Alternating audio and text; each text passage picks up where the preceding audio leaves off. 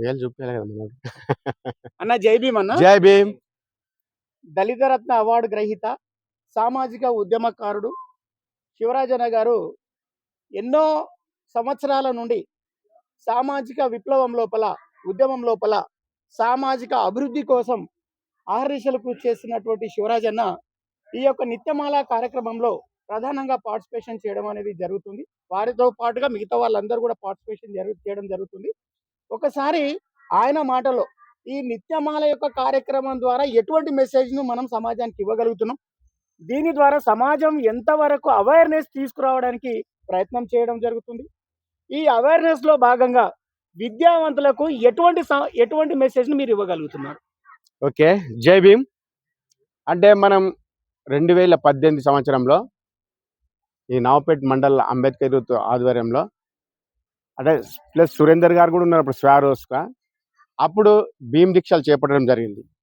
భీమ్ దీక్షలు అంటే ఏదో బట్టలు కోడ్ వేసుకొని, డ్రెస్ కోడ్ వేసుకొని అది ఇది కాకుండా ఉదయాన్నే పొద్దున లేచి తలస్నానం చేసుకొని రోజు ప్రతి ఒక్కరు కూడా వాకింగ్ చేసుకుంటూ, యోగా చేసుకుంటూ, ప్రతి సమాజంలో మన కుటుంబాన్ని మొత్తం అందరినీ మంచి పలకరింపుతోటి ఉండాలనే లక్ష్యంతో ఈ భీమ్ దీక్షలు స్టార్ట్ చేయడం జరిగింది 2018లో. ఆ స్టార్ట్ చేసిన తరుణంలో ఈ మండలంలో ఉన్న 32 గ్రామ పంచాయతీలు కూడా ఉదయం పూట వచ్చి అందరం కూడా మాల వేయడం జరిగింది.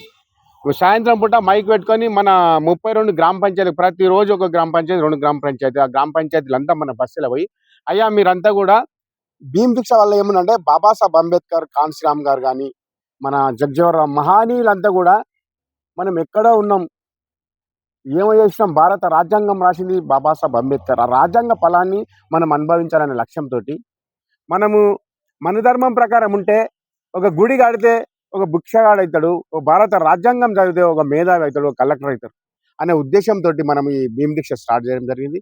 అప్పటి నుంచి ఇప్పటిదాకా కూడా నారగూడెంలో కూడా రెగ్యులర్గా శివరాజు ఉంటే కానీ లేకుంటే కానీ రోజు కూడా నిత్యమాల వేయడం జరుగుతుంది.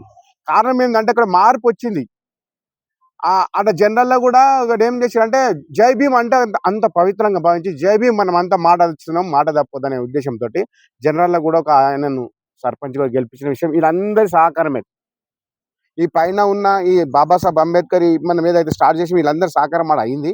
కాకపోతే మండలంలో కూడా ప్రతి గ్రామ పంచాయతీ కూడా ఇలాంటి పిల్లలు కూడా రావడం చాలా అదృష్టంగా భావిస్తున్నాం. ఎంతసేపు మా మిత్రుడు ఒకరు అంటారు, ఏమన్నా ఏం పువ్వులు వేస్తారు, పువ్వులు వేస్తలేం, మనం విగ్రహాలకు ఆరాధన చేస్తలేం, కానీ బాబాసాహెబ్ లక్ష్యం నెరవేరాలి, బాబాసాహెబ్ లక్ష్యం పిల్లల్లో తినాలి. ఆ పిల్లలు బాబాసాహెబ్ అంబేద్కర్ గురించి మా ఆలోచన ఏంటంటే మనం రోజు విగ్రహాలు వేయడం వల్ల బస్టాండ్లో ఉన్న వాళ్ళు, అటు పోయేటోళ్ళు ఏంద్రా బై ఆలోచన క్వశ్చనింగ్ చేస్తారనే అభిప్రాయం ఉంది. మాకు క్వశ్చనింగ్ చేస్తే ఎందుకు అనే అభిప్రాయం వస్తే తెలుసుకుంటారనే ఆలోచనతో ఈ దీక్ష, ఈ భీమాల, ఈ నిత్యమాల వేయడం జరుగుతుంది. నిత్యమాల ఆ విధంగా వేయడం జరుగుతుంది సురేందర్ సార్. ఓకేనా. ఇప్పుడు ఈ నిత్యమాల ప్రోగ్రాం ద్వారా విద్యావంతులకు ఎటువంటి మెసేజ్ మీరు ఇవ్వగలుగుతున్నారు? ఓకే, విద్యావంతులకు ముఖ్యంగా ఎంప్లాయీలకు కూడా మేము చాలా ఏమంటున్నాం అని, అయ్యా మీరు మనకు ఎంప్లాయ్మెంట్ ఉద్యోగముఖ పంతులైన అవుతారా, బాబాసాహెబ్ అంబేద్కర్ రాజ్యాంగం మూలంగా అయింది, దాన్ని తెలుసుకోండి అనే మెసేజ్ ఇద్దాం అనుకుంటున్నాం. ఆ పిల్లల్లో కూడా అయ్యా మీరు భారత రాజ్యాంగాన్ని చదవండి, ప్రతి ఒక్కరు చదువుకున్నాండి, చదువు ఉన్నప్పుడే జ్ఞానవంతుడు, చదువును నువ్వు ఎంత కోట్లు సంపాదించినా ఎవడో దోసుకపోతాడు, ఈ కార్లో బంగారం పెడితే దోసుకపోతాడు, రూపాయలు పెడితే దోసుకపోతాడు, జ్ఞానాన్ని ఎవడు దోయలేడు. ఆ జ్ఞానం మనం సంపాదించాలనే లక్ష్యంతో మనం అంతా, ఈ పిల్లలంతా కూడా ఆ జ్ఞానం సంపాదించాలనే లక్ష్యంతో మనం దీన్ని చేపట్టడం జరుగుతుంది. ఓకే, థ్యాంక్ యూ అన్న, థ్యాంక్ యూ వెరీ మచ్.